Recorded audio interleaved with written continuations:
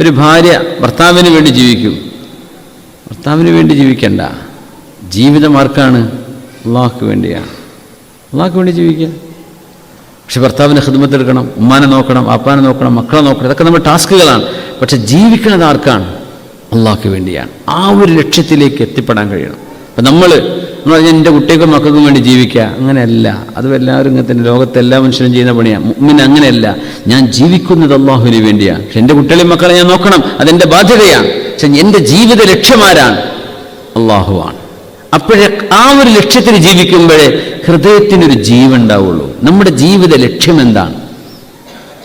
സമ്പത്തിന് വേണ്ടി ജീവിക്കേണ്ട, സ്ഥാനമാനങ്ങൾ കിട്ടാൻ വേണ്ടി ജീവിക്കേണ്ട. ചിലരങ്ങനെ കുറേ കാലം, ഞാൻ ഇപ്പം ഇത്രയും കാലം പണിയെടുത്തിട്ട് ഇന്ന ഒരു സെക്രട്ടറി ആക്കിയിട്ടില്ലല്ലോ, ഇന്ന പ്രസിഡന്റ് ആക്കിയിട്ടില്ലല്ലോ, അതിനൊന്നും ജീവിക്കേണ്ട.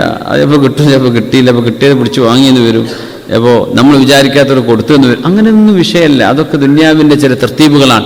നിങ്ങളുടെ ലക്ഷ്യം മനസ്സിനുള്ളിൽ അള്ളാഹുവാണോ? ഞാൻ അള്ളാഹുക്ക് വേണ്ടി ജീവിക്കുകയാണ്, എനിക്കെൻ്റെ പടച്ചോനെ ചെന്ന് കാണണം, അള്ളാഹുവിനോട് നേരിട്ട് സംസാരിക്കണം,